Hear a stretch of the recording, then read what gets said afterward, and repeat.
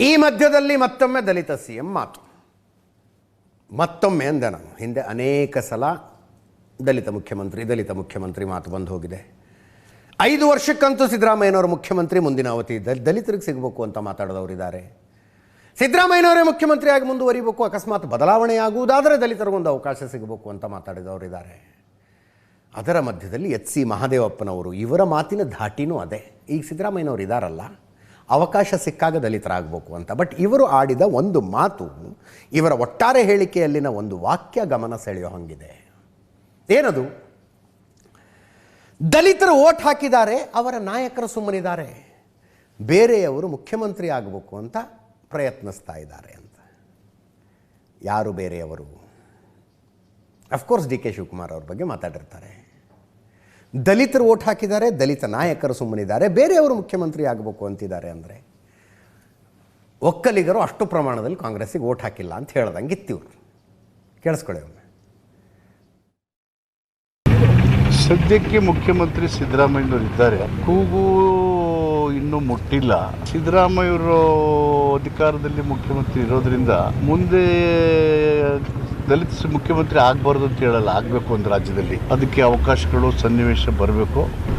ಕಾಂಗ್ರೆಸ್ ಹೈಕಮಾಂಡ್ನಿಂದ ಹಿಡಿದು ಸಿದ್ದರಾಮಯ್ಯರಿಂದ ಹಿಡಿದು ಎಲ್ಲರೂ ಸೇರಿ ಸೂಕ್ತವಾದಂಥ ದಲಿತ ನಾಯಕರನ್ನು ಒಂದಿನ ರಾಜ್ಯದ ಮುಖ್ಯಮಂತ್ರಿಯಾಗಿ ಕೂರಿಸಬೇಕು. ಅದು ಎಲ್ಲರ ಆಸೆ. ದಲಿತರು ಗಣನೀಯ ಪ್ರಮಾಣದಲ್ಲಿ ಕರ್ನಾಟಕದಲ್ಲಿ ಸದಾ ಅವರು ಕಾಂಗ್ರೆಸ್ಸಿಗೆ ಬೆನ್ನೆಲುಬಾಗಿ ನಿಂತಿದ್ದಾರೆ. ದಲಿತರು ಓಟ್ ಕೊಟ್ಟು ಅವ್ರ ನಾಯಕರು ಸುಮ್ಮನೆ ಇದ್ದು ಬೇರೆಯವರು ಮುಖ್ಯಮಂತ್ರಿ ಆಗಬೇಕು ಅನ್ನೋದು ಚರ್ಚೆಗಳು ನಡೆಯುವಾಗ ದಲಿತರು ಒಂದ್ಸಾರಿ ಮುಖ್ಯಮಂತ್ರಿ ಆಗಬೇಕು. ಅದು ಹೈಕಮಾಂಡ್ನ ಒಂದು ಗಮನದಲ್ಲಿ ಇಟ್ಕೊಂಡಿದೆ. ಮುಖ್ಯಮಂತ್ರಿಗಳು ಅವರು ಇದ್ದಾರೆ, ಸಿದ್ದರಾಮಯ್ಯರು ಅವರಿರೋ ತನಕ ಅವರೇ ಮುಖ್ಯಮಂತ್ರಿ. ನಂತರ ದಿನಗಳಲ್ಲಿ ಎಲ್ಲರೂ ಸೇರಿ ದಲಿತರನ್ನ ಮುಖ್ಯಮಂತ್ರಿ ಮಾಡಬೇಕು. ಅದು ಗೊಂದಲ ಆಗಬಾರ್ದು. ಕೂಗೆಲ್ಲ ಹೈಕಮಾಂಡ್ ಗೊತ್ತಿದೆ, ನಾಯಕರುಗಳಿಗೂ ಗೊತ್ತಿದೆ. ದಲಿತರನ್ನೇ ಕಾಂಗ್ರೆಸ್ಸಿನ ಬೆನ್ನೆಲುಬು ಅನ್ನೋದು ಗೊತ್ತಿದೆ. ಕಾಂಗ್ರೆಸ್ಸಿನ ಬೆನ್ನೆಲುಬು ಕಳ್ಕೊಂಡು ಪಕ್ಷ ಬಲವಾಗಿರೋಕ್ಕೆ ಸಾಧ್ಯ ಇಲ್ಲ. ಹೀಗಾಗಿ ಬೆನ್ನೆಲುಬನ್ನು ಬಲಪಡಿಸಬೇಕು ಅಂದರೆ ಆ ಥರ ತೀರ್ಮಾನ ಆಗಬೇಕಾಗುತ್ತೆ. ಒಂದಿನ ಆ ತೀರ್ಮಾನ ಬರುತ್ತೆ. ಸದ್ಯಕ್ಕೆ ಮುಖ್ಯಮಂತ್ರಿ ಸಿದ್ದರಾಮಯ್ಯನವರು ಇದ್ದಾರೆ.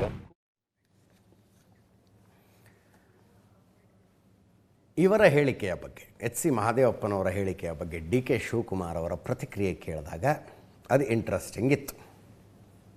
ವ್ಯಂಗ್ಯವಾಗಿ ಮಾತಾಡಿದ್ರು ಅವರು. ಮಹದೇವಪ್ಪ ನಮ್ಮ ನ್ಯಾಷನಲ್ ಲೀಡ್ರು, ಅವರು ನಮ್ಮ ನ್ಯಾಷನಲ್ ಲೀಡ್ರು, ಇಲ್ಲಿಂದಲೇ ಅವರಿಗೆ ನಮಸ್ಕಾರ ಅಂದರು. ಅಂದರೆ ಲಿಟ್ರಲಿ ತಲೆ ಬಾಗಿಸಿ ಮಾಧ್ಯಮಗಳವರ ಮುಂದೆ ಇಲ್ಲಿಂದಲೇ ನಮಸ್ಕಾರ ಅಂದರು ಡಿ ಕೆ ಶಿವಕುಮಾರ್ ಅವರು. ಕೇಳಿಸ್ಕೊಳ್ಳಿ.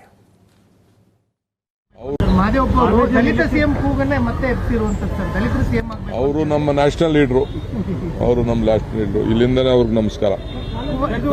ಅವರು ನಮ್ಮ ನ್ಯಾಷನಲ್ ಲೀಡ್ರು, ಇಲ್ಲಿಂದನೇ ಅವ್ರಿಗೆ ನಮಸ್ಕಾರ.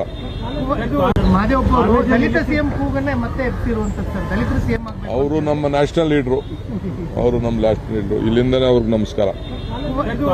ಅವರು ನಮ್ಮ ನ್ಯಾಷನಲ್ ಲೀಡ್ರು, ಇಲ್ಲಿಂದನೇ ಅವ್ರಿಗೆ ನಮಸ್ಕಾರ.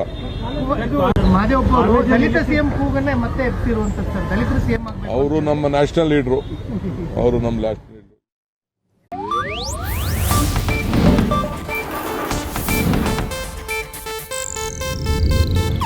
ಇದು ಏಷ್ಯಾನೆಟ್ ನ್ಯೂಸ್ ನೆಟ್ವರ್ಕ್ ಪ್ರಸ್ತುತಿ.